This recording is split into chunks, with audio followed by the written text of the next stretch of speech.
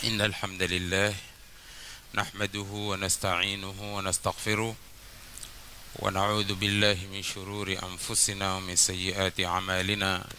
من يهده الله فلا مضل له ومن يضلل فلا هادي له، وأشهد أن لا إله إلا الله وحده لا شريك له، وأشهد أن محمدا عبده ورسوله.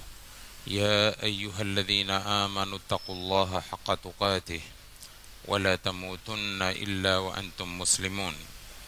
يا أيها الناس اتقوا ربكم الذي خلقكم من نفس واحدة وخلق منها زوجها وبث منهما رجالا كثيرا ونساء، واتقوا الله الذي تساءلون به والأرحام إن الله كان عليكم رقيبا.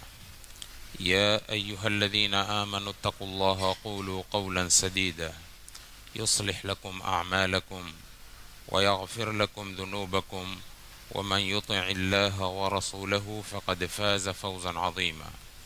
فإن خير الحديث كتاب الله، وخير الهدي هدي محمد صلى الله عليه وسلم، وشر الأمور محدثاتها، وكل محدثة بدعة، وكل بدعة ضلالة، وكل ضلالة في النار. إخوة الإيمان, muhadhara wetu wa leo ni kwa unwan bayana kabla ya uamuzi. Bayana kabla ya uamuzi, kusudio lake ni kuwa kabla hujachukua uamuzi wa jambo lolote, kwanza fanya uhakikisho, ufanye na ubainifu, uweko ala bayinatin min al-amr. Baada ya hapo ndipo uchukue uamuzi wa jambo. Haya yatazunguka kwenye aya ya 6 katika suratu Al-Hujurat, lakini haitoguswa hiyo aya kwa sherehe za leo, isipokuwa tutaangalia namna ilivyofafanuliwa, lakini lengo la kupeleka katika hii aya ya 6 katika suratul Hujurat. Kwa hivyo fanya bayana katika mambo, kisha uamuzi uwe ndio wa mwisho.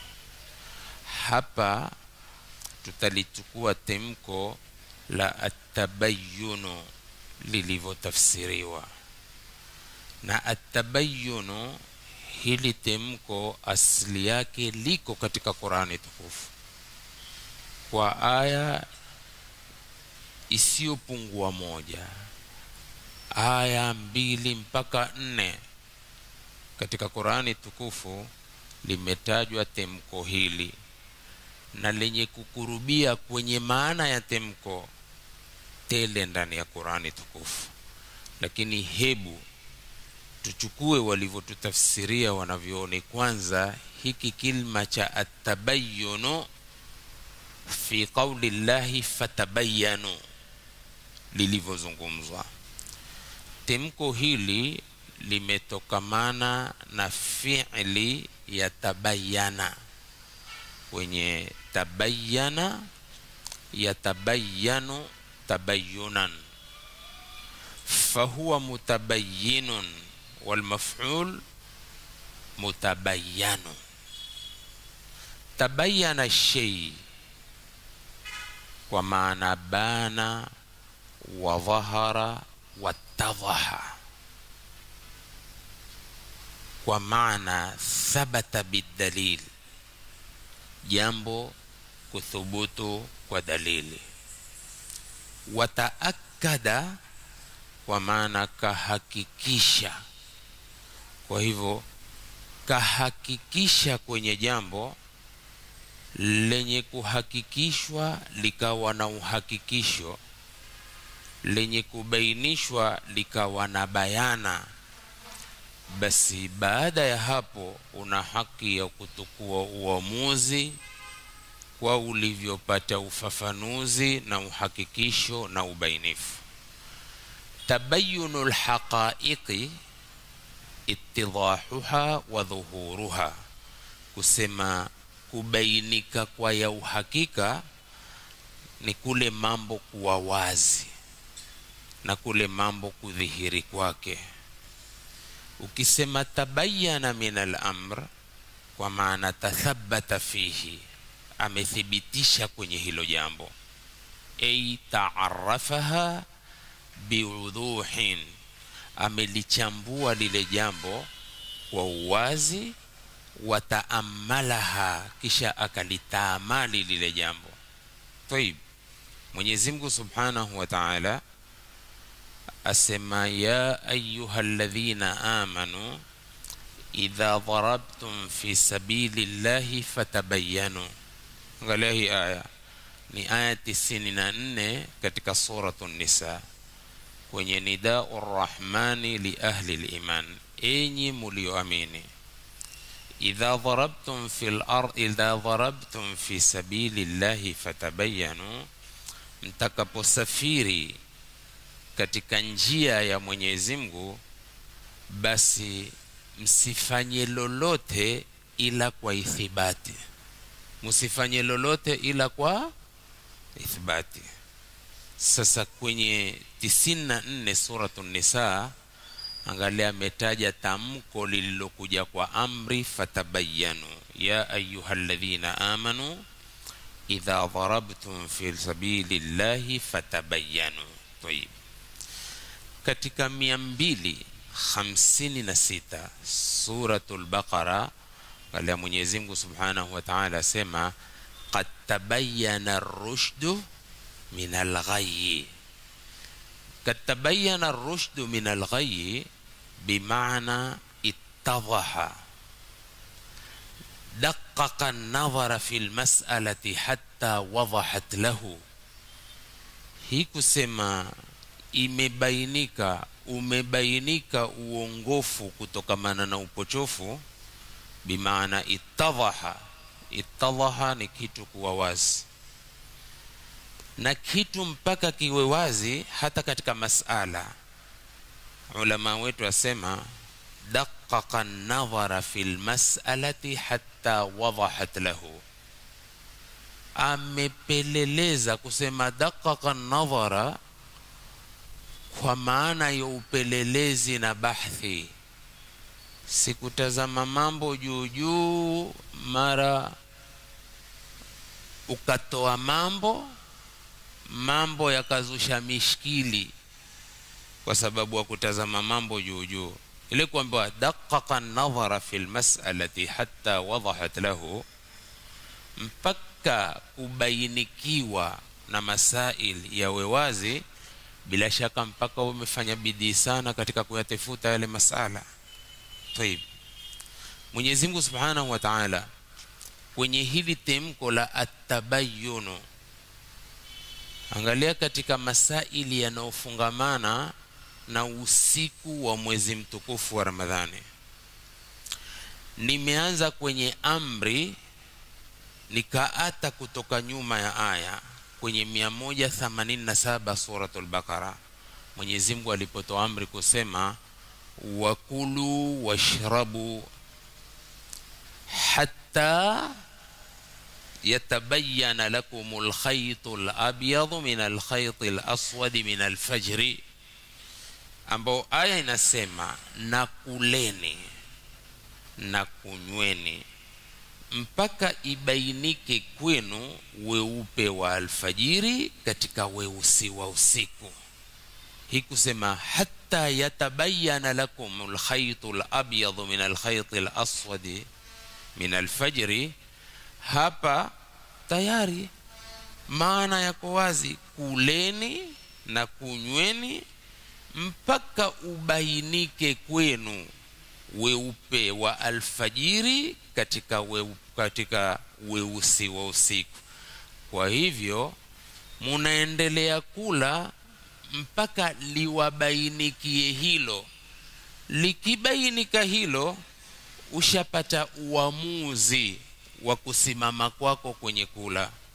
Kwa hivyo kwenye uamuzi wa jambo, mpaka kwanza upate uthibitisho wa jambo. Angalia, kuleta taswira ya masala ya dini ndio hukupelekea kuleta fatwa katika dini. Alhukmu ala shay'in far'un an tasawwurihi, hukumu wa kitu ni ncha ya kusawirisha. Angalia katika kujibu swala au kuleta fatwa, ulama mpaka walete taswira ya masala kisha walete fatwa ya lile suala alile tatizo. Na angalia, ukibainikiwa na weupe wa alfajiri katika weusi wa usiku, ushapata uamuzi na bayana ya kusimama kwako na kula, kwa sababu ukila utakula kwenye mtana wa mwezi mtukufu wa Ramadhani. Hili litemko limetajwa katika Qur'an. Kwa hivyo fatabayyunu inakuja kwa maana at-tahaqquq wat-ta'akkud wat-tathabbut wat-tayaqqun wat-ta'ammul wat-ta'arruf wat-tafahhus wat-tabassur wat-taharruz wal-anat wa 'adamu at-tasarru'i. Zote ni vilma ambavyo vya kurubiana kwenye maneno, na naweza kusema ni mutaradifat, kwa sababu zote zaafikiana maana, zaleta tafsiri ya maana at-tabayyunu katika temko hili kutajwa ndani ya Qur'ani tukufu. Sikiliza Mwenyezi Mungu Subhanahu wa Ta'ala asema, afaman kana ala bayyinatin min rabbih. Kwenye hiki kifungu afaman kana ala bayyinatin min rabbih, hi ala bayyina, ala bayanin, yule ambaye atakuwa kwenye bayana ya yatokao kwa Mola wake mlezi. Almufassirun wanasema fil ayati hadhfun, katika hii aya pana hadhf. Hadhf ni kuondoshwa kwa kitu ambacho hutaweza kukiona, lakini maana yataleta kwenye kusudio. Afaman kana ala bayyinatin min rabbih kaman yuridu alhayata ad-dunya wa zinataha au kaman huwa fi dhalalati wal jahala. Angalia, hizi ibara zote huwezi kuziona, lakini maana ya kukurubisha kwenye temko hili. Na angalia sana hata katika Qur'ani tukufu, taona kwamba kwa kuna vitu vyaleta maana huvioni vitu hivyo katika Qur'ani tukufu, lakini ukienda katika maana inakuletea zile ambazo zimeondoshwa lakini kwenye maana. Mfano, wa idh istasqa Musa liqaumihi faqulna idhrib bi'asaka alhajara kish fanfajarat, au sio?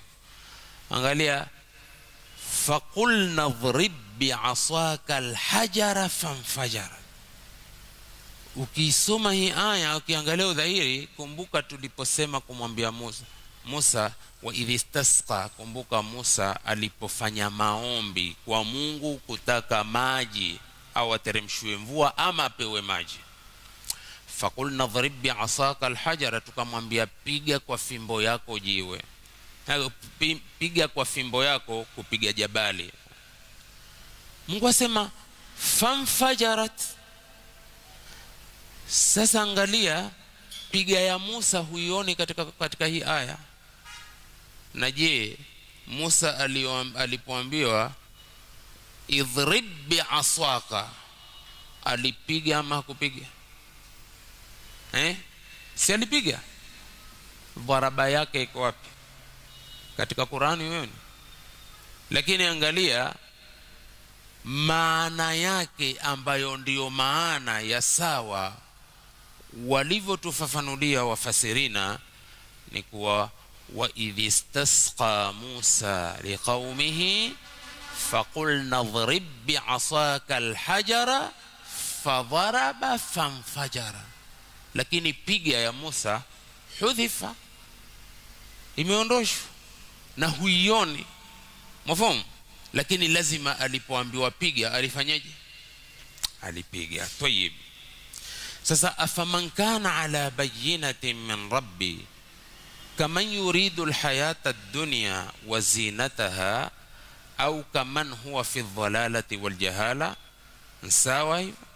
La, yule ambaye yuko kwenye ubainifu wa kutoka kwa Mola wake mlezi ni kwa kuwa uko kwenye uwazi wa mambo, uko kwenye ufafanuzi kamili.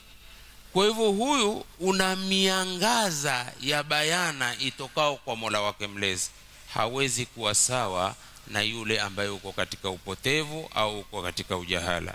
Afaman sharaha Allahu sadrahu lilislam fahuwa ala nurin min rabbi, yule ambaye Mwenyezi Mungu amekifungua kifua chake kwa Uislamu, basi huyo yuko katika nuru ya Mola wake mlezi, hawi sawa na mtu ambaye uko katika giza la ujinga, uko katika dhulumatul jahal. Wal muradu billadhi huwa ala bayyinatin min rabbi, na makusudio wa yule ambaye uko kwenye ubainifu, uwazi wa kutoka kwa Mola wake mlezi, huwa nabii sallallahu alaihi wasallam, ni Nabii Muhammad sallallahu alaihi wasallam. Kwa sababu Mtume Muhammad sallallahu alaihi wasallam yeye ndiye ambaye uko kwenye bayina, bali yeye Mtume Muhammad sallallahu alaihi wasallam ndiye aliopewa bayana ya kutubainishia mengi ambayo ukiangalia kwenye Qur'ani tukufu wewe huwezi kupata. Mfano, namna ya kusimamisha swala, namna ya kutoa zaka, namna ya kufanya manasikul haji, yote haya Mtume sallallahu alaihi wasallam ndiye alotuwekea bayana. Sasa kuwekwa bayana na Mtume ni kuwa Mungu hakubainisha? Mwenyezi Mungu Subhanahu wa Ta'ala kila kitu amekiweka wazi, lakini ni kuwa Mtume anavobainisha hubainisha kwa amri ya Mungu, kwa sababu Mtume hazungumzi bila ya ufunuo kutoka kwa Mungu. Wama yantiqu anil hawa in huwa illa wahyun yuha. Lakini angalia hii bayana, Mwenyezi Mungu Subhanahu wa Ta'ala yeye ndiye kabainisha kila kitu katika Qur'ani tukufu. Mtume ufafanuzi aliofanya ni kuambiwa fafanua hivi, اقرأ قول الله تعالى ولا يأتونك بمثل إلا جئناك بالحق وأحسن تفسيرا. Hii aya tukufu katika Qur'an. Hawakuletei na kukupigia mfano wote makafiri, isipokuwa sisi tunakuletea mambo yote kwa haki wa ahsana tafsira. Angalia ulama wa tafsiri wasema wa ahsana tafsira ahsana bayanan bima nadhribuhu min al-amthal wa ma nasuquhu min al-barahin. Tukakuletea ahsana bayanan, bayana iliyo mzuri kwa mifano tunoipiga, bima nadhribuhu min al-amthal wa ma nasuquhu min al-barahin, na huja tunazozileta. Mtume akifanya bayana ya jambo kwa amri ya Mwenyezi Mungu, bainisha hivi. Kwa hivyo Mtume SAW akapewa hiyo bayana. Sasa ndipo hapa asema wal muradu billadhi ala bayyinatin min rabbih huwa an-nabiy sallallahu alayhi wasallam. Na bayyinatun ni hujjatun wadhiha, burhanun wa dalilun. Usihukumu kwa jambo, usitukue uamuzi wa jambo mpaka uwe ala bayyinatin min al-amri, ndipo tukaambiwa fatabayanu kwenye aya ya 6 suratul Hujurat. Biidhnillahil karim, baada ya ufafanuzi wa kikao hiki tutakwenda kwenye ufafanuzi wa nchinjo mwingine ya kwamba manabii al-anbiya wal mursalun ni mfano mwema wao katika bayana na katika kutifuta dalili ya jambo, ufafanuzi wa jambo, kisha wawe na uamuzi wa mambo. Hiyo itakuwa ni muhadhara mbali. Sikiza Mtume sallallahu alaihi wasallam kwenye hadithun sahihun ambao rawahu al-Baihaqi wa ghayruhu, na iko katika sahihi mbili, min hadithi Abdullah ibn Abbas radiyallahu anhu anna Rasulullah sallallahu alaihi wasallam qala, angalia mtume sallallahu alaihi wasallam asema hivi: law yu'ta an-nasu bida'wahum, law watu watapewa kwa madai yao. Kila mtu analolidai hupewa, kila mtu analolidai huambiwa ndivyo, kila mtu analolidai huambiwa sawa. Basi sikiliza hapa, mtume sallallahu alaihi wasallam asema law yu'ta an-nasu bida'wahum, law watu watapewa kwa madai yao, kila unalolidai upewe, ladda'a rijalun amwala qaumin, watu wangedai mali ya watu. Si kila analidai hupewa kwa madai yake. Kama mambo ingekuwa namna hiyo, basi watu wangedai mali za watu, wa dimaahum, na damu zao. Huyu ameninyang'anya, huyu ni pesa zangu, basi zichukuliwe apewe. Huyu alimwaga damu ya ndugu yangu, basi chukuliwe uliwe. Kama mambo ingekuwa namna hiyo, watu wangedai mengi. Lakini sikiliza mtume sallallahu alaihi wasallam asemaje: lakinnal bayyinata 'ala al-mudda'i wal yamina 'ala man ankara, lakini dalili, ubainifu, uwazi, bayana kwa mwenye kudai, na kiapo, yamini kwa mwenye kupinga. Sasa umekuja kudai jambo, lazima hilo jambo unalolidai ulete bayana ya madai yako, ili kuhukumiwe sawa kulingamana na dalili ulizozitoa, kwamba nadai hili ninalolidai langu, hiki ninachokidai changu. Sasa angalia hapa, mtume sallallahu alaihi wasallam asema bayana kwa mwenye kudai. Maana bayana kwa mwenye kudai nini? Dalili kwa mwenye kudai. Usidai jambo bila dalili. Mfahamu? Ukidai kitu, lete bayana ya hiki kitu kuwa kweli nchako, hakiko tu kwenye mikono yako. Albayina. Hii yote yaturudisha kwenye aya 6 suratu Al-Hujurat. Angalia, wewe ukenda kudai bibi yako kukuhini, hata ukamuona na mwanamume faraghani, bali hata ukamuona na mwanamume kwenye hilo tendo, ukija katika mahakama ya kisheria, jaji lazima atakwambia albayinatu wa illa haddun ala dhahrik, lete ushuhuda bayana, la si hivyo mboko juu ya mgongo wako. Na ikashindikana kuleta ushuhuda na bayana, unaweza kula mikwaju 80 na watu wamekula raha zao. Hii ni yani hapana dini ya kiholela ishe, wala hapana dini ya kibaharia, wala hapana dini ya twende kazi. Dini za twende kazi ziko mbali, sio hii. Na tayari iliwahi kutokea wakati wa zama za mtume sallallahu alaihi wasallam, kama sikusahau, Hilal ibn Umayy kwenye tatizo la kumtuhumu mke wake. Ala kulli hali, kama ni amenitoka majina, lakini hapo sababu ya kuteremshwa ayatul li'an ni mtu kwenda na madai ya jambo, hana ushuhuda, yeye mwenyewe aliyoshuhudia, hususan katika tokeo la uzinifu. Alipoenda kumwambia mtume sallallahu alaihi wasallam alimwambia, kwenye huu mfumo tulotoka nao kwa kutokuwa mafunzo kwake, baba albayina wa illa haddun ala dhahrik, lete ushahidi bayana kuhusu mke wako, la si hivyo hadi juu ya mgongo wako. Kila kiliregelea hilo kwa mtume mwambia bayina wa illa haddun ala dhahrik. Si alinyosha mikono mbinguni akamwambia, Mungu wangu, na kuomba uteremshe aya za kunichakasa mimi na mboko, hako sasa kwenye tokeo la tuhuma ya mke wake kwamba kwa amemuona mke wake, sasa uko kwenye wasiwasi, hivi mambo alivyoelekea na la mikwaju mimi kwa raha za mke wangu na mtu mwingine. Shusha aya Mungu.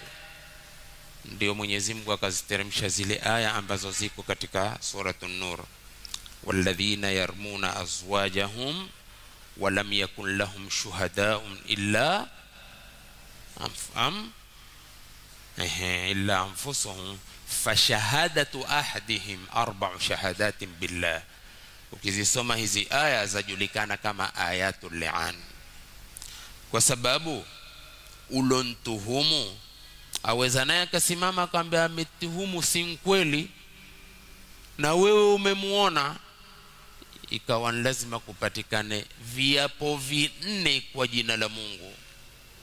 Mwanamume kiapo cha 5 ajiombe kwa Mwenyezi Mungu lana ikiwa muongo kwa alilolidai, na mwanamke ni kweli kwenye kukataa kwake. Na mwanamke kwenye kuwapa viapo 4 cha 5 ajiombe hasira za Mungu ikiwa lililodaiwa kwake la kweli na yeye analikataa. Pahala ambapo nataka kuwatokea ushuhuda kwenye kikao chetu ni kutakiwa bayana kwenye alilokuja nalo kwa mtume. Mtume alimwambia albayyinatu wa illa haddun ala dhahri.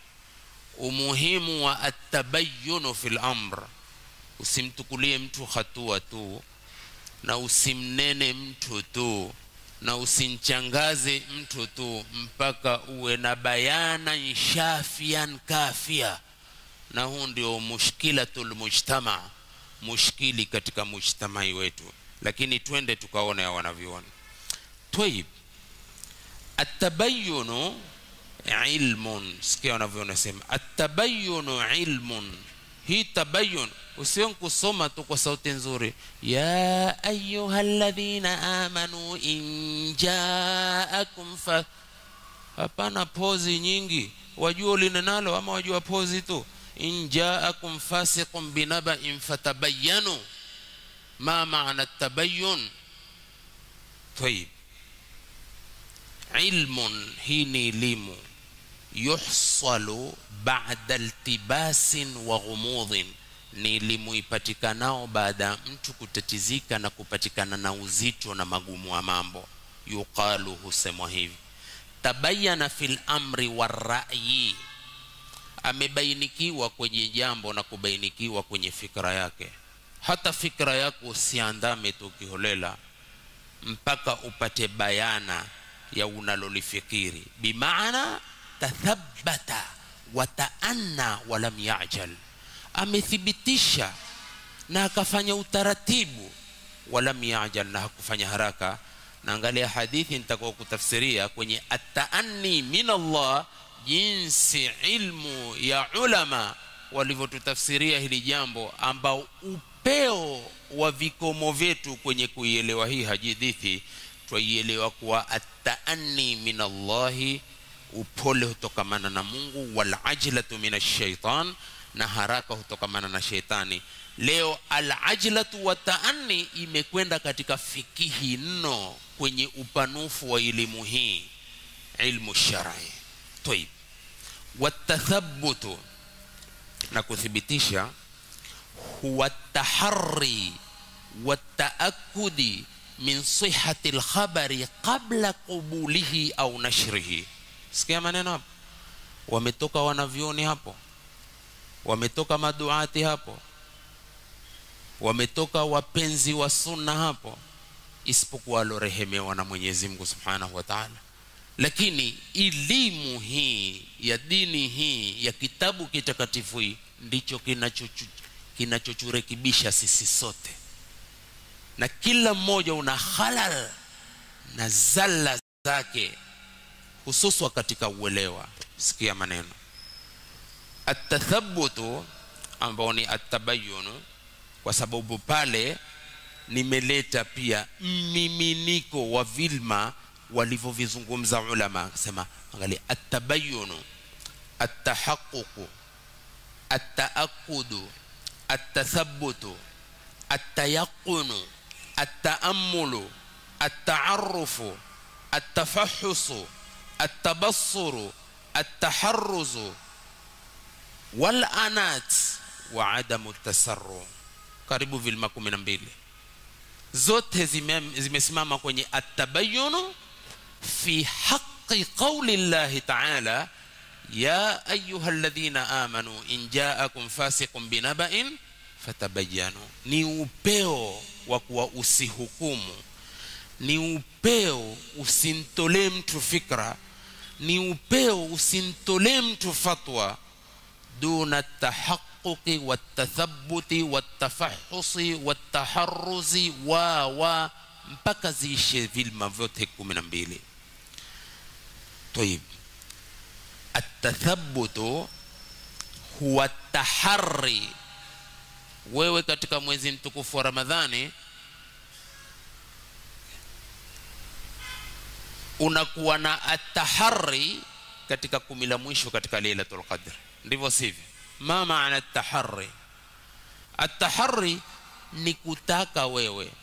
Ndipo Mtume asema mwenye kutaka Lailatul Qadri kwenye witri ya 10 la mwisho na sana sana kwenye tarehe, lakini kikatumika kilma cha tahari Lailatul Qadri. Hata katika angalia tunapotifuta mwezi muandamo kesho ni Ramadhani ama si Ramadhani, ukifungua idhaa za Khalij wakwambia tahari tahari, au vipi Sheikh? Kwa nini? Mkutefutwa watu wako majangwani hutefuta. Sasa at-tathabbutu huwa at-tahari, at-talab, kutefuta na kutaka, wa ta'akkudi na kuhakikisha min sihhati al-khabari, kusihi kwa habari, kabla qubulihi au nashrihi, kabla kuikubali ile habari au kabla hujaieneza. Waislamu watukufu, hatari ya kuwa tuko kwenye makosa mno isipokuwa kwa waliorehemewa Mola wake. Kwenye wakati huu hatuna at-tabayyun, hakuna al-bayyinatu min al-amr. Angali likitokea tokeo hujahakikisha, wapiga picha chap na dakika hiyo hiyo ushaisambaza kwa ulimwengu mzima. Hal tathabbata, hal ta'ammalta, hal taharrasta? Umethibitisha haya mambo? Mara taarifa sema la, tangazo lililotoka na clips nyingi zilizoenezwa katika dunia ni temko au ni jambo ambalo halina uhakika, na pengine kuna namba ya Waislamu duniani wameshiriki katika kusambaza ujumbe huo. Kwa nini? Kwa sababu wako mbali na manhaji yao, wangadai ni ashabul manhaji. Ikiwa mtu ni ashabul manhaj, kabla an yuswadira fil amr yaqifu fi qawli Allah ta'ala ya ayyuhalladhina amanu in ja'akum fasiqun binaba'in fatabayyanu. Tayib, kwa sababu habari katika mustalah ya vitabu vyetu waambiwa habari ina ihtimali, lililothubutu kwa yakini haliko kwenye mlango wa ihtimali mpaka kuwe hakukutoka dalili ayakini ya jambo. Lakini angalia, shaka kwenda ikasimama kwa ihtimali mbili kulingamana na karina zinazokuja katika nususi za kisheria. Imma inakuja ashakku bimaana dhann bimaana shak, au inakuja adhannu bimaana al-yaqin. Na zote ziko katika Qur'ani tukufu. Limekuja temko la dhanna, lakini haitafsiri kwa maana ya dhana na shaka, inatafsiriwa kwa maana ya yakini. Upeo wa watu kwamba kuwa wawe na umuhimu wa kuisoma elimu ya sharia, na wawe na umuhimu katika mustalahati sana, kwa sababu mustalahati hizi ndizo zinazokusaidia wewe katika masala kuingilia usomi wa fani yoyote. Tayib, Al-khabaru yahtamilu an yakuna sidqan au yahtamilu an yakuna kidhban. Habari ina ihtimali ya kuwa ya ukweli ama ina ihtimali ya kuwa ya uongo. Sasa at-tathabbutu huwa at-taharri wat-ta'akkudi min sihhati al-khabari qabla qubulihi au nashrihi. Habari ukiletewa kabla, jamani, kabla, ndio sharia yetu inayosema kabla hujaikubali na kuipokea, kabla hujaieneza, tabayyan awalan fil amr wa tahaqqaq wa tathabbat. Hiyo ndio manhaji. Tayib, sasa twende kwenye almuradu bitabayyuni watathabbuti. Almuradu bitabayyuni watathabbuti au tathabbuti. شوف المراد بالتبين والتثبت التأني. Sasa angalia, at-ta'anni yaingia kwenye at-tabayyun wat-tathabbut. Limadha? Liannaka lasta mustajil. Si mustajil habari inapokujilia, huna haraka ufikiwapo na habari. Una at-ta'anni, utulivu katika kuipokea habari na kuichunguza habari ili niipokee kwa ukweli ama niitupilie mbali. Watarayuthu, at-tarayuthu ni at-tamahulu. Ukipawa habari, amhil awalan, amhil nafsak, kwa maana kuwa na utaratibu, kuwa na kutaratibika kwenye habari iliyokufikia. Laysa kullu khabarin sahihan, si kila habari sahihi na si kila habari yafaa wewe kuieneza. Lakini siku zote habari hata ikithubutu kuwa ni sahihi, huwa na batwaa ya wewe kuieneza na ni habari mzuri. Lakini habari ikiwa ni mbovu, fakama yakulu al-arab, al-khabaru sayyi'u yantashiru bisur'a. Habari mbovu huenea kwa haraka, kwa sababu venye kueneza maovu ndivyo vangi tele katika dunia kuliko venye kueneza mema. Angalia, wema hubaki usinyetu kana yani la muhogo, sinyetu. Lakini angalia uovu ukitoka, rafiki yangu, namna unavyoenezwa kwa haraka. Sikiliza sana. Kwa hivyo almuradu bitabayyuni watathabbuti at-ta'anni watarayuthu.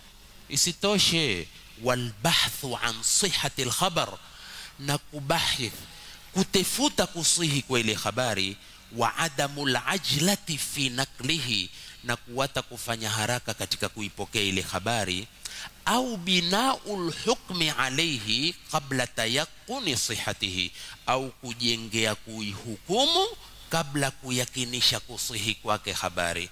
Lakin ibnu adam au al-insanu khuliqa min ajalin, ameumbwa kwa umbile la haraka, na ukiumbwa na umbile hili la haraka linakukosesha mengi katika kujua uhakika wa mambo. Kwa hivyo wewe utakuwa dhana mbovu kwako ni nyingi kuliko dhana mzuri, kwa sababu huna time ya kuresearch jambo, huna time ya kulitafuta jambo lililotokea, huna time ya kulihakikisha hili jambo. Ndipo kuona wanawake wengi wanaachwa ovyo maskini, na wanaume wengi wanatoa talaka, wanawake wengi wanakataa waume. Limadha? Moja katika ugonjwa, amefikishiwa habari wepesi akaomba talaka, ama akafikishiwa habari wepesi akatoa talaka, na ikawa mwenye kutwangwa talaka baria maskini. Au wewe ukaomba talaka, mwanamke akaomba talaka, mwenye kuitoa talaka akawa ni bari. Kwa nini? Al-isti'jalu wa adamu tahaqquqi, kwenye aya 6 suratul Hujurat.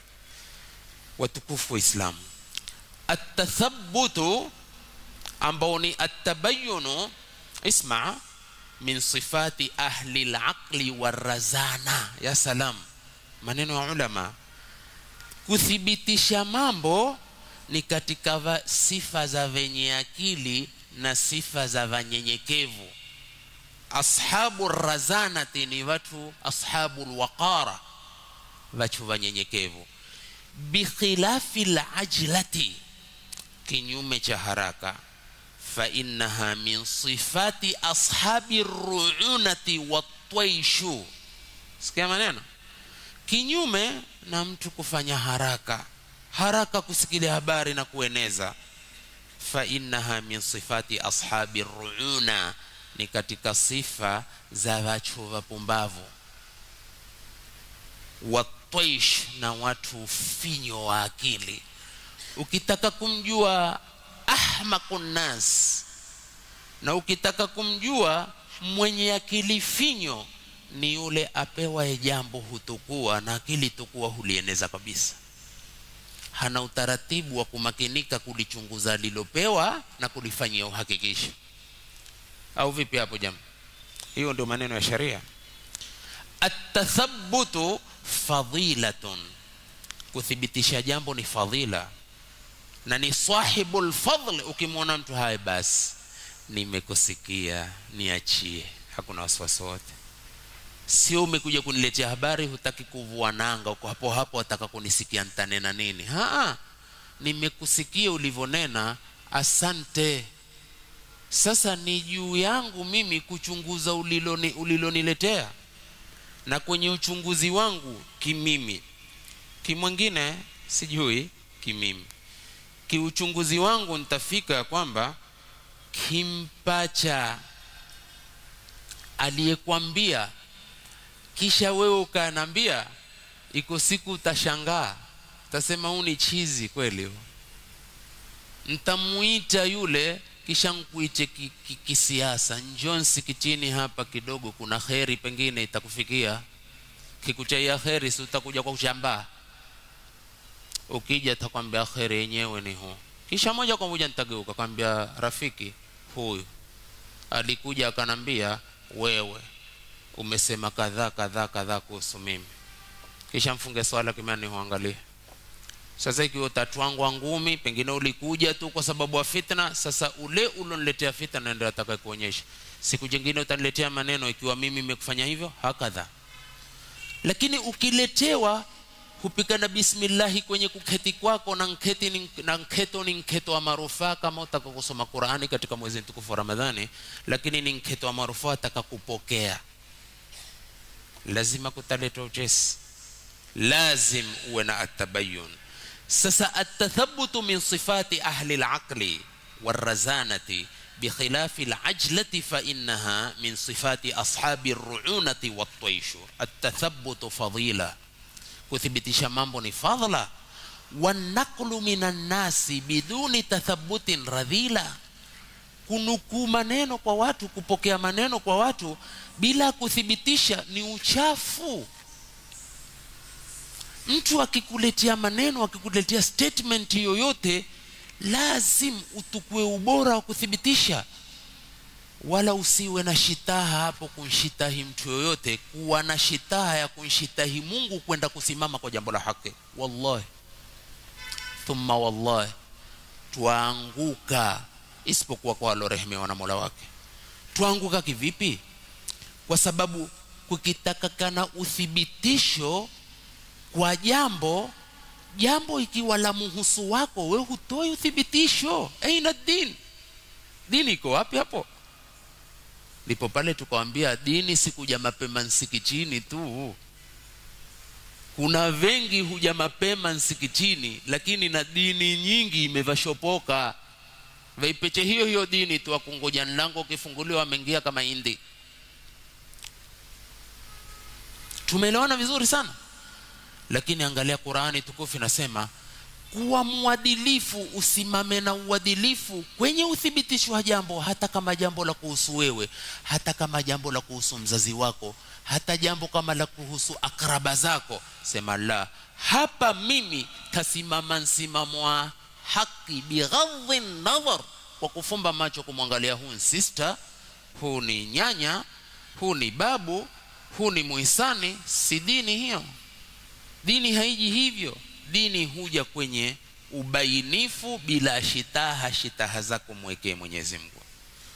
At-tathabbutu dalilun ala rajahati al-aqli. Kuthibitisha mambo dalili ya akili mzuri. Ukimuona mtu kila jambo ataka kulithibitisha apate uthibitisho ili atukue uamuzi kisawasawa, jua akili yake ni rajihi hiyo, akili yake ni nzuri, kwa sababu hataki kuletewa jambo akatoa hukumu mara kukabainika kinyume na msimamo wake.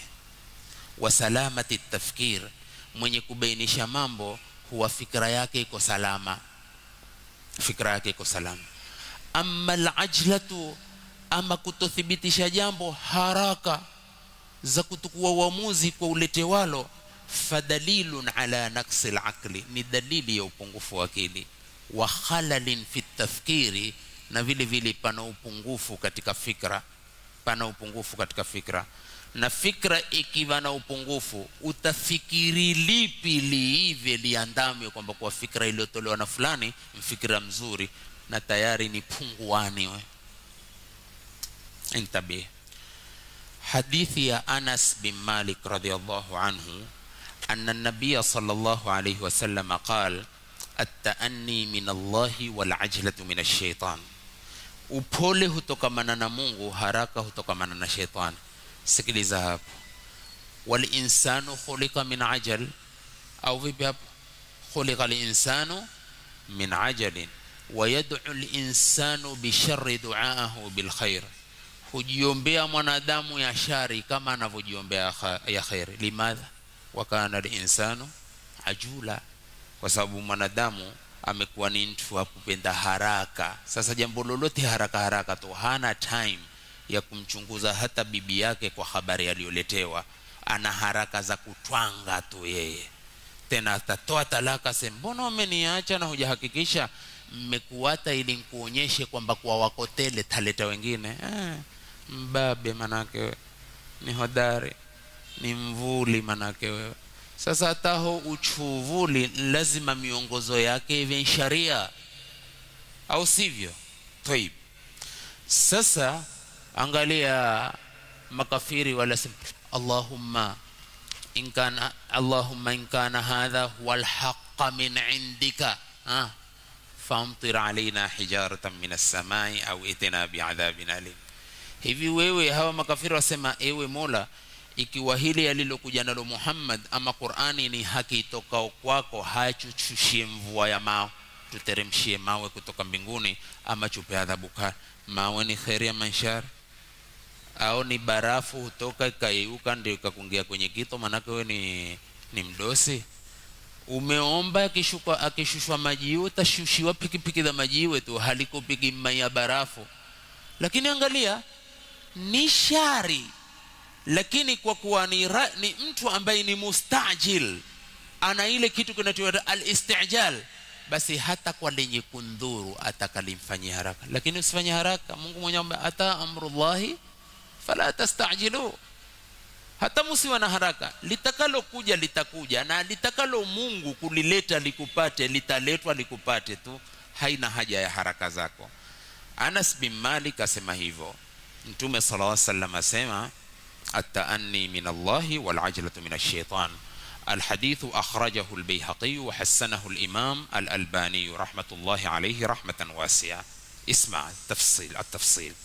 التأني من الله أي التثبت في الأمور بما يحبه الله، kuthibitisha katika mambo ayapendao Mwenyezi Mungu, wa yaamuru bihi, na analoamrisha, lima fihi min waqaya au wiqaya lilabdi min az-zalali wal khata, kwa yanayopatikana ndani yake lili la kuthibitisha wewe kupata kinga, mja kupata kinga na kucheleza na kufanya makosa.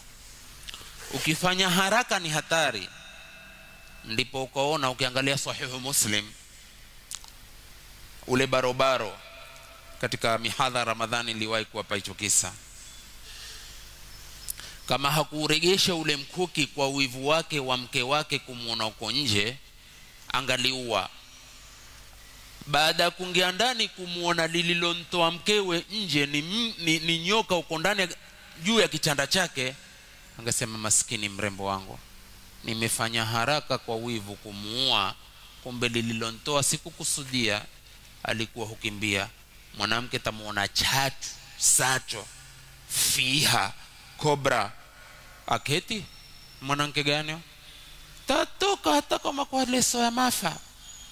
Sasa ule kunyusha mkuki kishindo nze wivu. Mwanamke akamwambia wate ushushe ho mkuki, ho kondo kikwecho ushushe. Ngia ndani uangalie lililonifanya kutoka, kingia ni bonge la joka. Vita, lakini alhamdulillah hakujaliwa kufa mwanamke kwa mkuki wa mumewe, akajaliwa kifo cha mume kwa kushambuliwa na nyoka. Na mtume alipoletwa kuambiwa muombee ndugu wetu asimame anyuke, mtume alisema istaghfiru li akhikum. Kwa maana gani?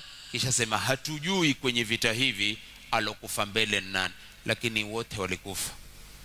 Lakini hapo kufa ni hapo alipo ngia uthibitishe lililonitoa. Hakuna kitu kuwa sharia na tukarekodiwa kisha ikawa ni holela katika Qur'ani hii. Linalotoka kwa Mungu latoka moja kwa moja, ni kweli. Na utaona wakati nitakapoingilia kuitafsiri, kwa sababu huu muhadhara wa tabayuni nimepanga mihadhara mitatu, mpaka nitakapoingia kwenye aya 6 kuitafsiri ilivyo, kwenye ule mkutano wa aya wa mwanzo na kuifunga mwisho. Somo tosha tunaosomeshwa sisi tunaofeli sana katika kuthibitisha mambo. Toib. Kisha aliposema wal ajlatu minash shaitan, haraka kutokana na shaitani, min ighwaihi, ni kutokana na kuangamiza kwake shetani, kukughuri kwake, wa wasawisihi, na wasiwasi wake. Ibn al-Qayyim al-Jawziyya, mwanafunzi tamu wa Sheikhul Islam Ahmad ibn Taymiyyah, wakipelekana mashallah. Ukitafsiri maneno ya Ibn Taymiyyah huna raha, ukitafsiri maneno ya mwanafunzi wake Ibn al-Qayyim, Allahu akbar. Tustafidi kwa vitabu vingi vya Ibn Taymiyyah na vitabu vingi la Ibn al-Qayyim. Sikiliza maneno yake, asema inma kanatil ajlatu minash shaitan, hakika si jambo lingine, haraka zimetokamana na shetani. Liannaha, kwa sababu haraka, khifatun, ni wepesi, watwishun, alaysa kadhalik, twishun ni khifatul aqli, wepesi wa akili wa kuamua jambo, wahiddatun wa tamayyuzun, ni tamayyuz. Tamayyuz, mimi nataka niamini hivi, ni hukumu hivi tu, sitaki huko. Hiyo ni atamayyuz. Fil abdi, kwa mja, laleta nini?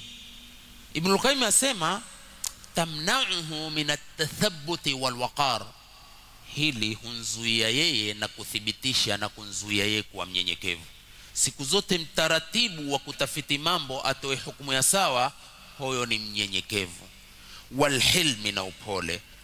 Watujibu wad'a ash-shay'i fi ghairi mahallihi, na kuwa na haraka ya mambo huwajibika kuweka kitu pasipokuwa pahala pake. Na ukiweka kitu pahala ambapo si pake, wewe ni mtu ambaye huna kitu kinatoitwa hikma. Alonena Mwenyezi Mungu, yoyote mwenye kupewa hikma amepewa kheri nyingi, hadi kumbuki hilo isipokuwa mwenye akili. Ndipo na Mwenyezi Mungu akaitwa Al-Hakimu. Kwa nini kuitwa Al-Hakim? Kwa sababu ya uhodari wa kila kitu kikiweka pahala pake. Al-hikmatu huwa wad'u al-ashya'a fi alyaqi mawdhi'ihi, hekima ni kuweka vitu pahala panapostahiki kabisa. Sasa ukikosa hikma utaweka vitu pahala ambapo sifo. Ndio hii haraka inomfanya mtu. Watujlibu shurura, na hii kufanya haraka hukumu mambo huleta mashari. Watamna'ul khuyura, na huzuia khairi. Al-khuyur jam'u khair, wa hiya mutawalladatun baina khuluqaini madhmumaini, na hili huzalika kati ya tabia mbili mbovu. Hila kufanya haraka kuamini kitu tu moja kwa moja na kukieneza, huzalika na tabia mbili mbovu. Ipi na ipi? At-tafritu wal isti'jalu. At-tafritu huwa at-taqsiru wal-wuqufu duna al-haddi fil umur, huwa na taksiri ya mambo na kutosimama kwenye mambo bila ya mpaka, wewe twende kazi tu. Tayib, wal istijal, na hili huleta sifa ya pili mbovu ya haraka, kila kitu kuamuzi wa haraka, kabla alwaqti, kabla jambo kupacha wakati wake. Waqad qarrara ulama al-usul, wanavyoni usul wa usuli wamekariri kaida hii, anna man istajala qabla awanihi uqiba bihirmanihi. Man istajala qabla awanihi, yoyote mwenye kufanya haraka mambo kabla wakati wake, uqiba bihirmanihi, huyo hupewa adhabu ya kunyimwa lile jambo maadamu umelifanyia haraka. Tayib, hebu tuone maneno ya al-allama al-sheikh Abdurrahman Saadi rahimahullah katika kitabu chake cha tafsiri al-qayyima kinachowafaa sana talabatu ilm, Taysirul Karimir Rahman, Taysirul Karimir Rahman fi tafsiri al-kalamil mannan, kitabu cha Abdurrahman Saadi. Msikilize alivyo tulivomnukuu kwenye mchango wake wa at-tabayyun.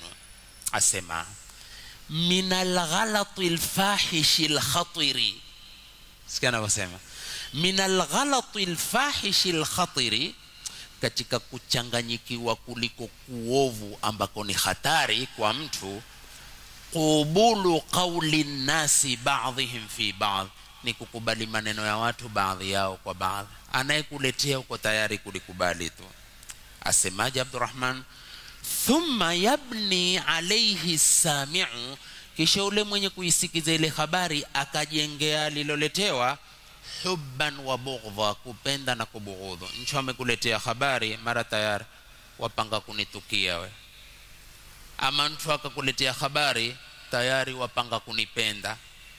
Wa madhan wa dhamma, ama kusifu ama kutukana. Mtu amekuletea habari mara ukanitukana, akakuletea habari mara ukanisifu, duna tabayyun. Hama maneno ya Abdurrahman Saadi, fakam husila bihadha alghalati, mara ngapi kumepatikana kwa kuchanganyikiwa huku, umurun, kupatikana mambo, swara aqibatuha an-nadamata, mambo hao yakawa mwisho wake kujuta. Manake umeletewa habari haraka haraka ukanitukana, umeletewa habari haraka haraka ukanibughudhu, mara mwisho ikawa kujuta kwako, kwa sababu lilipobainika, imebainika umedhulumu siku nyingi sana kwa kuninena na kwa kunitukana na kwa kunisengenya. Sasa hii ni dini, hii sharia jamani. Tuko kwenye ramani hiyo. Lete maneno Abdurrahman As-Saadi, wa kam asha'a an-nasu 'anin nasi, ni mara ngapi wameeneza watu, kuwaenezea watu, umuran, kuwaenezea mambo, la haqa'iqa laha bilkulliyah, hayana uhakika kabisa moja kwa moja, mambo hayana uhakika, au laha ba'd alhaqiqa, au hayo mambo yakawa na baadhi ya uhakika, ukweli, lakini fanumiyat bilkadhibi wazur, yakakuzwa kwa uongo na kwa zur. Yana uhakika tu kidogo, lakini yakakuzwa kwa urongo na zur. Wa khususan Abdurrahman Saadi asema, As-Saadi, khaswa man urifu bi'adami almubalati binnaqli, wale wanaojulikana kwa kutojali kupokea maneno na kueneza. Kuna watu hawajali kupokea maneno, wao kuingia kwenye njaa, kazi yao kutafuta maneno, tumpacha wapi, kumenenwa nini, kumenenwa nini, kumenenwa nini. Haun katika nje ya maabid. Tukija katika pengine misikiti, wako watu tu huwa wakizunguka katika misikiti, kwenda kwenye msikiti huu tamsikiza huyu amenena nini, msikiti ule tamsikiza huyu amenena nini, msikiti ule, si kwa lengo la kupata faida kwenye misikiti yote. Maneno akisha kuchia kwenye sufuria moja yale maneno ya misikiti 20, kisha akaweka na nazi akapika, ukitangamana tena huwa ni uchesi juu ya uchesi, dhulumatun ba'dha fawqa ba'd. Tayeb, baada dhalik au urifa minhum bil hawa, ha mambo ama hupatikana miongoni mwa wale watu wa hawa nafsi. Mimi mara nyingi katika mimbar huwa nikisema kiungu cha hawa ni kiungu kilopata waumini wengi kwenye dunia. Hawa nafsi imeangamiza watu wengi. Kuna watu wenda kihawa tu, husimpendi kihawa basi akawa hana haki kwako. Huna mpenda kihawa, hata kwenye makosa pendo lako litathubutu hapo hapo. Dini iko wapi? Manhaji iko wapi? Kumfuata mtume sallallahu alaihi wasallam kuko wapi? Sikiza Abdurrahman as-Saadi kisha afunga kusema falwajibu ala al-akili, wajibu kwa mwenye akili, at-tathabbutu wat-taharruzu, ni kuthibitisha na kujikinga au kufanya taharruz, kujihifadhi, wa adamu tasarru'i, na kuata kufanya haraka. Wali hadha, hayo mambo kuata kufanya haraka, kufanya at-taharruzu, kufanya at-tathabutu. Sikiliza mwanachuoni huyo mmoja katika wanatafsiri wa zama zetu. Wali hadha, kwa sababu hii, yu'rafu dinul abdi, dini ya mtu itajulikana hapo, warazanatuhu, na unyenyekevu utajulikana hapo, wa aqluhu, na akili yake itajulikana hapo. Kinyume na hapo, Abdurrahmani Saadi, huwezi kujua dini ya mtu, huwezi kujua uchamungu wa mtu, unyenyekevu wake, wala huwezi kujua akili yake. Kujua mpaka uwe na kuthibitisha kwenye kila jambo. Fala budda min at-tathabbuti, hapana budi kuthibitisha, watabayuni, na kubainisha, fima yurawaju, kwenye mambo ambao hukuzwa na kuenezwa. Kikwetu hata usema na kupazwa. Kupazwa ni kitu kupazwa juu ya anga. Sisi usema zile sufi zimepaa angani. Kupaa angani ni kupaa kwenda juu, si paa kwa kuvundika kwa kichwa, wala si paa la kuzimbiwa nyumba. Zote hizo ni katika vilma ambavyo ukikitoa hapa ukikipeleka hapa na ukitoleta bayani, uliposema paa lazima utupe bayani. Hapo ni mubaham, tawaqaf an fahmi almurad. Wanausuli ndivyo wanavyosema. Paa, mimi nitakwambia paa, hii paa P-A-A, umekusudia paa nyama wa kuliwa, umekusudia paa sauti ya kuvundika kitu, umekusudia paa bamba ama makuchi. Yataka bayana ama haitaki bayana? Yataka, sio? Fatabayanu. Ukibainisha, hasemi ipala makuchi la kudhimbia nyumba, hasemi kwamba kwa paa huwa amenona, hasemi hivyo, takuwa ni mtu majunun kwa sababu wa kupata bayana. Wala hasemi ni paa sauti ya kuvundika kwa kitu. Kwa nini? Kwa sababu ushaleta bayana. Ndio uzuri wa tabayun kuliko sekma na wanavyoni hawa waheshimiwa. Tumalize maneno ya Sheikh.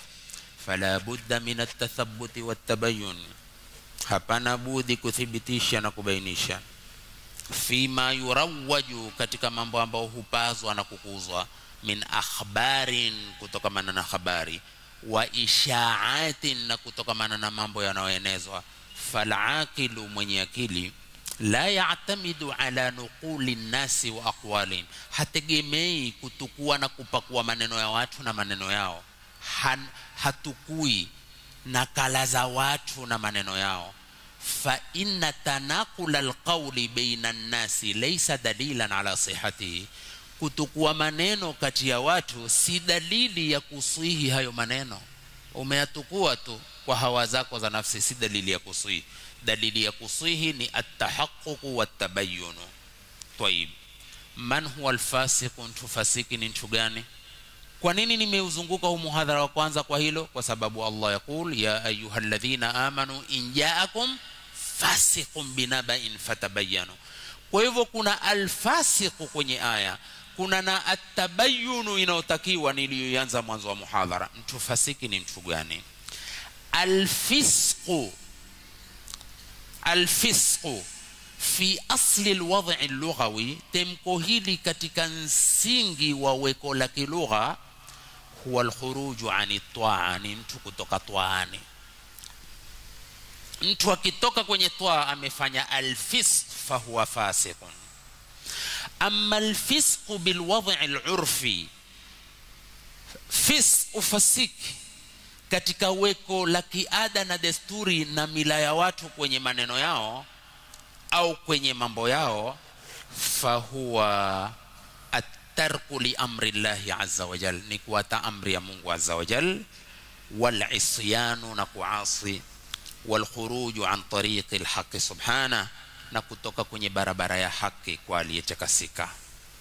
Hao ni maneno mawili katika aslul wad'i al-lughawi na aslul wad'i al-urfi. Al-fasiqu 'inda al-fuqaha, mtu fasik mbele ya wanafikihi, huwa al-'abdu alladhi, ni mja ambaye yartakibul kabaira, anapanda madhambi makubwa, wa yusirru ala saghairi, na kuendelea na madhambi madogo. Huo ni fasik 'inda al-fuqaha. Al-fasiquna, mafasik ni kina nani? Maana ni injaakum fasiqun, ndiye tunayentaka hapo. Al-fasiquna humut tarikuna li awamirillah, ni wale wenye kuacha maamrisho ya Mwenyezi Mungu. Hao ndio mafasik. Subhanahu wa ta'ala, aliyetakasika, aliyewajuu, min al-imani bihi, katika kumwamini yeye, wal qiyami bi a'mali salihah, na kusimama kwa amali njema. Hao ndivyo mafasiki. Tuko pamoja, sio? Sikia vizuri. Thumma hunaka anwa'ul fisq, kuna sampuli ya ufasiki. Kuna al-fisq fi shari'ati naw'ani, ufasik al-fisq, fasiki katika sharia ni sampuli mbili, al-fisqul akbaru wal fisqul asgharu. Kuna ufasiki mkubwa sana na ufasiki mdogo sana. Ukitaka sema ufasiki mkubwa na ufasiki mdogo. Al-fisqul akbar, ufasiki mkubwa ni upi? Yuradifuhu shirkul akbar, huwafikiana na shirki kubwa. Si kuna na shirki kubwa na shirki ndogo? Sasa kuna al-fisqul akbar ambao yuradifuhu shirkul akbar, huwafikiana na shirki kubwa. Pia yuradifuhu al-kufrul akbar, huwafikiana na ukafiri mkubwa. Ni vipi? Wa hadha an-naw'u min al-fisq, sampuli hii ya ufasiki, mukhrijun min dini al-islam, huntoa mtu katika dini ya Kiislamu, wa mumfi li sifati al-iman, na hufutwa sifa za imani. Haithu qala Allah ta'ala, kwa namna Mwenyezi Mungu alivyosema, innahum kafaru billahi wa rasuli, hakika wao walimkufuru Mungu na mtume wake. Ukisha kumkufuru Mungu, wewe huwa nani? Naam, ukimkufuru mtume, wewe huwa nani? Ukimtui Mungu, umemtui nani? Umemtui mtume? Mtanichomoa. Ukimtui mtume, umemtui nani? Ukimwasi mtume, umemwasi nani? Ukimwasi Mungu, umemwasi nani? Na zote ziko. Wa man yuti'i Allaha wa rasulahu faqad faza fawzan 'azima, wa man ya'si Allaha wa rasulahu faqad dhalla dhalalan ba'ida. Umeona, sio? Sasa basi, hii humtoa mtu katika Uislamu na kufuta sifa za imani, kwa kuwa Mungu asema innahum kafaru billahi wa rasulihi wa matu wa hum fasiqun. Sasa ufasiki huu wa kukufuru Mungu na mtume ni ufasiki unaimtoa mtu katika boma la Uislamu kwa mujibu wa 54 suratu Tauba. Na aya nyingine ni 54 hiyo katika suratu Nur, asemaje? Waman kafara ba'da dhalika, yoyote mwenye kukufuru baada hilo, faulaika humul fasiqun, hao ndio mafasiki. Hii ndio alfisqul akbar, ambao ni mukhrijun, inatoa min dini alislam wa munfi li sifati aliman. Kisha kuna alfisqul asghar, ufasiki mdogo. Alfisqul asghar yuradifuhu alkufru alasghar, huafikiana na ukafiri mdogo. Washirkul asghar, na shirki ndogo. Wa hadha an-naw'u min alfisq, sampuli hii ya ufasiki la yunfi asla al-iman, haufuti asili ya imani, wala yukhriju min dini al-islam, wala haintoi mtu katika dini ya Kiislamu.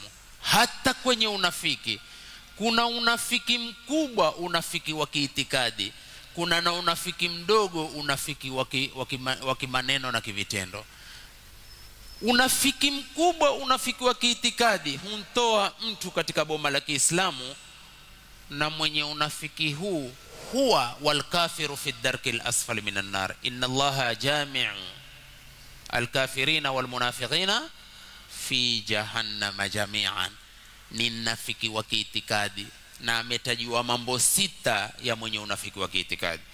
Ama unafiki ukinena unena uongo, ukiamini wa ukhini, ukiahidi utekeleze ahadi, ukichecha ukampaka, huu haumtoi katika mila ya Uislamu, hupata madhambi tu, na ni alama katika alama unafiki, lakini si unafiki wa kiitikadi ya kukuweka wewe kwenye kina cha moto na makafiri.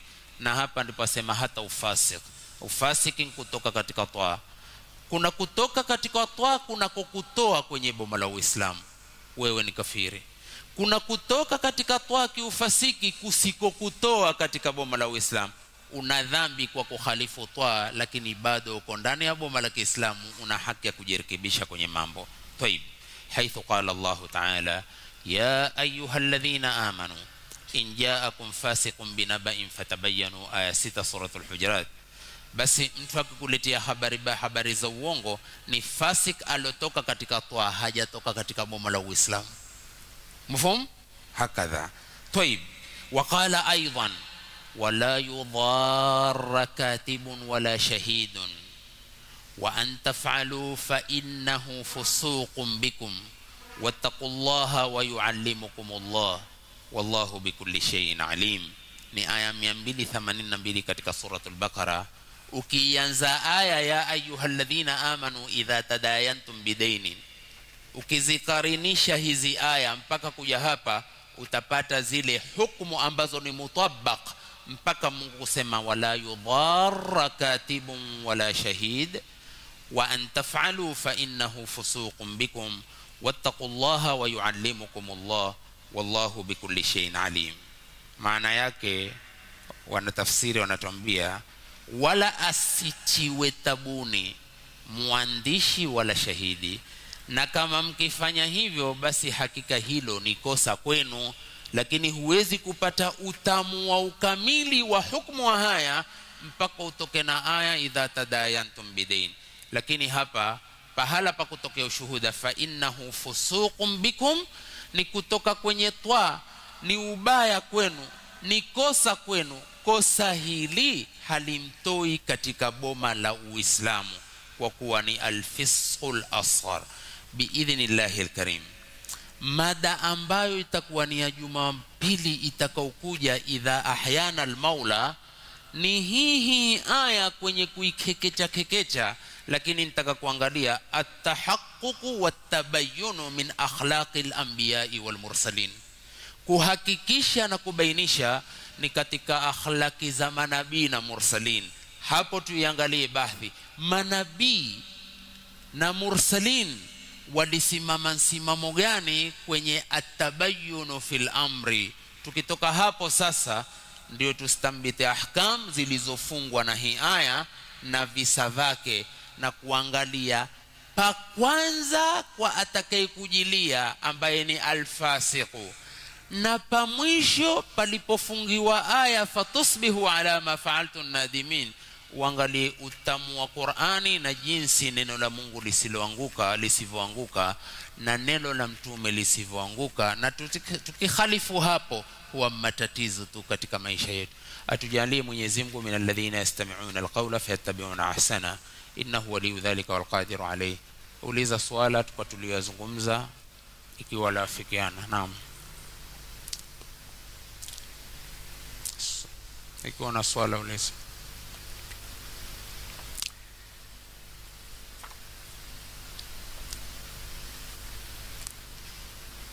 ما في سؤال؟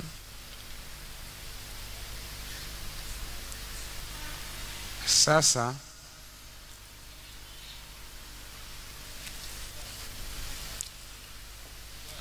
naam,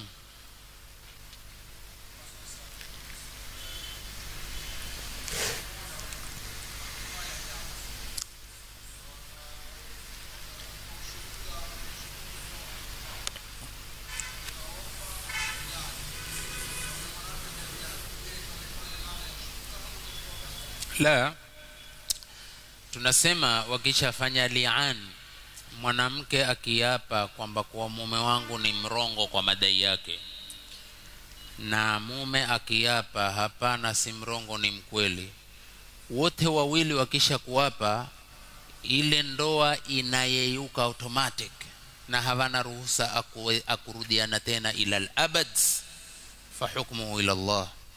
Sasa maadamu kila mmoja amejikinga kwa kujilani, sasa mimi sinjui huntuhumiwa ndiye mkweli ama kwa sababu wote wamejilani kwa kukataa madai, ndoa inayeyuka, Mungu ndiye atakayemhukumu mkweli siku hiyo. Kwa hivyo kwetu sisi sharia ikifikia hadi huna shahidi isipokuwa wewe na mwanamke akataa, ni al-li'an.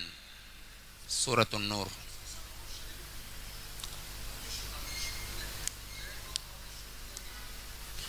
Tena si shahidi, hata usiseme shahidi, ma shahidi, kwa sababu thibitisho la zina ili mwenye kuzini apigwe mboko mpaka 4 shuhada, mashahidi 4, na mashahidi 4 ni walishuhudie tendo.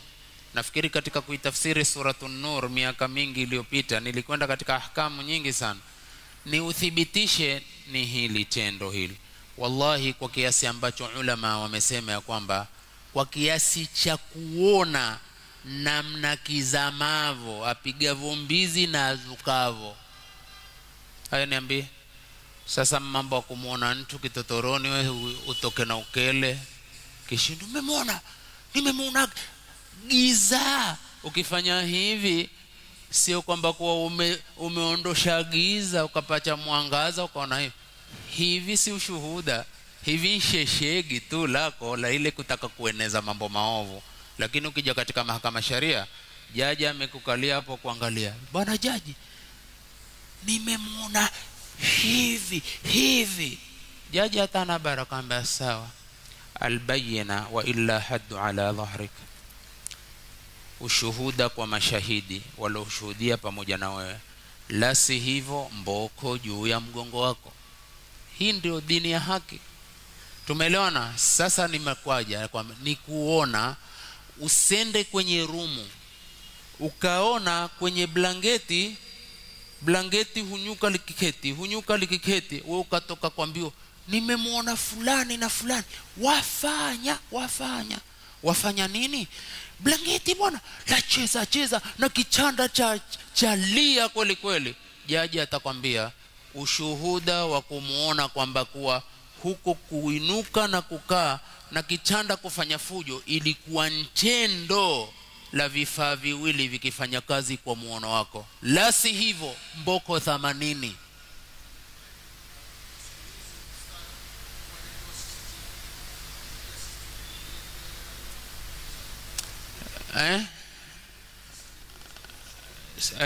Tunasema kulingamana na hali ya teknoloji sasa, aweza mtu ukanyakwa na CCTV si utaona kwamba kwa ufanya tendo la Qur'ani inasema arba'atu shuhada, hakusema arba'atu CCTV. Allahumma arinal haqqa haqqan warzuqna ittiba'ah wa arinal batila batilan warzuqna ijtinabah. Rabbana taqabbal minna innaka antas samiul alim wa tub alaina innaka antat tawwabur rahim. Allahumma 'allimna ma yanfa'una wanfa'na bima 'allamtana wa zidna 'ilman ila 'ilm. Allahumma zidna 'ilman nafi'an wa rizqan tayyiban wa 'amalan mutaqabbala. Wa sallallahu ala Muhammadin wa alihi wa sahbihi wasallam. Subhanakallahumma wa bihamdika asyhadu an la ilaha illa anta astaghfiruka wa atubu ilaik.